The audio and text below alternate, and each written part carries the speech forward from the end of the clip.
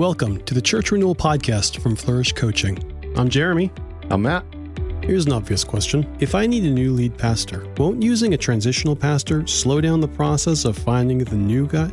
If you weren't thinking about this question, I bet you are now. So we're going to try to answer that question today. If, as we're talking today, you have other questions that you want us to answer, please drop us an email to info@flourishcoaching.org after you listen to this episode. Welcome back to the Church Renewal Podcast. Today we are going to be discussing the question of, isn't going to slow us down to get through this transition period if we're using a transitional pastor? And it seems to me that the patently obvious answer is yes, it will slow us down. So maybe that's right, maybe that's wrong. But Matt, what's the answer that you give? Why should, if it's going to in fact extend our time to filling the pulpit successfully, why should we be considering a transitional pastor? So I would say that the answer to the question, will getting a transitional pastor slow down the pastor search process, is both yes and no. Okay. So yes, it will slow you down because you're going to have some preliminary phases to go through before you actually get to the pastor search proper. So you're going to go through church health assessment phase, which is 3 to 4 months. You're going to go through the envisioning phase, which is 3 to 4 months, before you get into the pastor search phase, which will run from, maybe month 7 or 8 until it's filled. So that's the yes. It will slow you down. However, here's the no. In my context, in the Presbyterian Church in America, it takes 18 to 24 months to fill a pastoral position. Most transitional pastors are on the ground 15 to 24 months.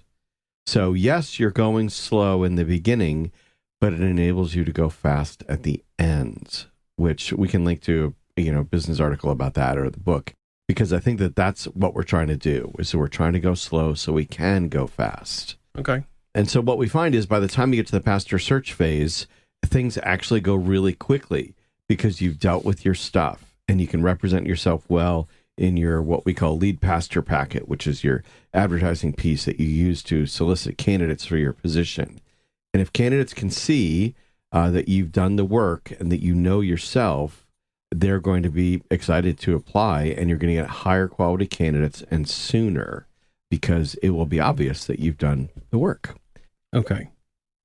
So there's an upside and downside. What do you have any idea what the average search time is if you don't use how long is the average transitional time if you don't use a transitional pastor? 18 to 24 months. And if you do? 15 to 24 months. Interesting. So it can slow you down a little bit, but the upside is you're not having to repeat it in 2 to 3 years.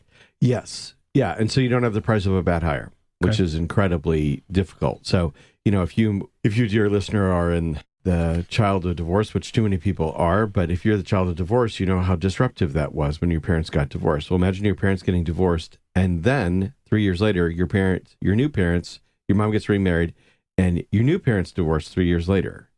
What does that feel like? Right. It's horrendous in the emotional system of the church. And so what we're trying to do is slow down, yes, at the beginning, but then the time frames are very parallel, or perhaps even slightly quicker, and most certainly better if you use a transitional pastor and a thoughtful transition process. What's the longest you've ever seen the transition process take with a TP? Either I've yours or anyone else's? Yeah, I've got a guy working right now, and the plan is for this one that he's in to work 18 to 24 months. I think his last one was 2.5 years. Okay. So they can go that long. It kind of depends. One of our board members did a transitional pastorate at a very difficult church. I think I described it in another episode in this season where the church had been 2,000 and it went down to 200. Yeah. And he was there a bit over 2 years. So it can take a little bit longer than that, especially in those most severe situations. But it can also go really quickly. If the church is leaning into the work, it can go very quickly. As quickly as we can pull it off, the church can lean into it. If the church leans into it, it can go more quickly. In a scenario like that, where you have significant work to do during this transition period, is it possible to quickly move through that well? Like if we're talking about a church that has, the trope is the pastor runs off with the elder's wife or with the secretary. And clearly in a situation like that, typically there have been signs that have been ignored. There has been a failure of accountability. There's been a failure of leadership, blah, blah, blah, blah. Yep. Multiple things. All those have to be addressed Yes. in order to get to health. Yep. They're very difficult. They're very painful. They're very embarrassing. They require a change of heart and a change of direction.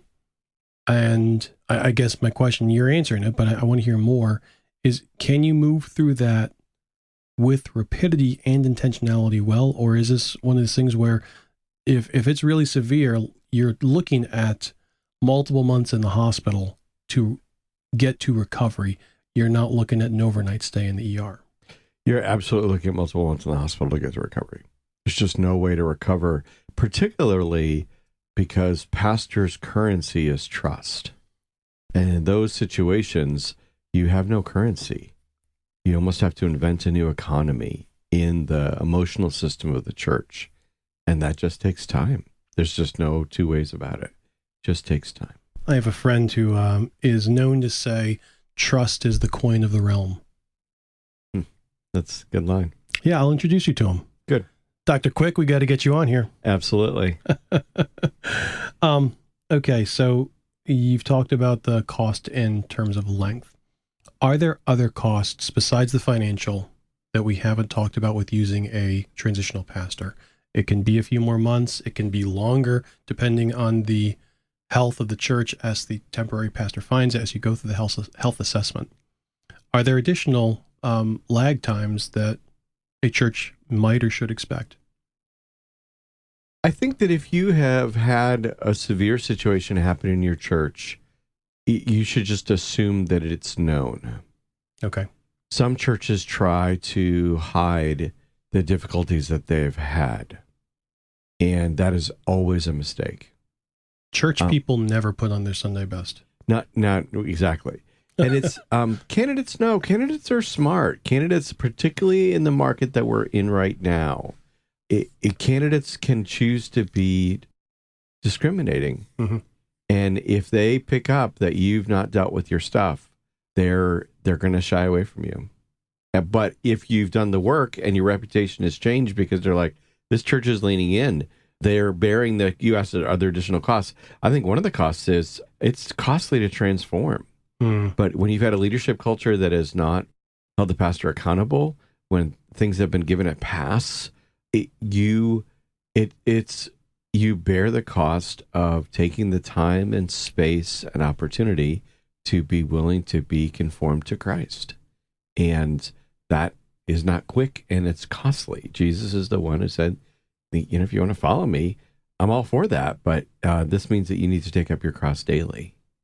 And it's so it's sacrificial. And a lot of American Christians are just not used to their walk with Christ being sacrificial. It is scary to recognize that God was willing to pay the price of having his own son sacrificed in order to bring a people to himself through adoption and reconciliation. It should be scary, possibly terrifying, that if God, who was willing to lay down the life of his son to do that, what of mine is he not also willing to sacrifice? Right? Like if he's willing to lay down the life of his son. Yeah, to make me like his son. Right? Yeah. What of mine is he willing to say, no, that's on the table. I'll take that. I will destroy that in order to get this done. What is he doing in all those letters in the New Testament? Right? If you imagine the situation that Ephesians comes into, that Galatians comes into, that Corinthians comes into. If you imagine Colossians, which is more parallel to a lot of what happens now. If you imagine those situations, what is Jesus' heart? Well, his heart is for his people that he died for, to the saints at, right? That's Jesus' heart, is to the saints at, my adopted ones, the ones that I laid my life down for. Right. But he can tell them that they're foolish and carnal and that they're keeping up the dividing wall between them and others. And so if you feel like, oh man, we're such a messy church, no one's going to touch us. Oh, I think you're dead wrong. Jesus touched all those messy churches in the New Testament. And he said, here's what it looks like to believe the gospel and to live out the implications of it. And you can be different by the power of the Spirit. We've seen churches' reputation radically shift because of their willingness to be honest. Can I tell a story? You're stepping all over my last question, so go ahead. Okay, sorry. No. My last question was this. What's the most surprising thing you've found tied into the length of time that you've placed a transitional pastor? And it sounds like that's where you're going. So, well, it's this one's actually a change of reputation. So we worked with a church where the reputation of the church was that it was proud, mm-hmm.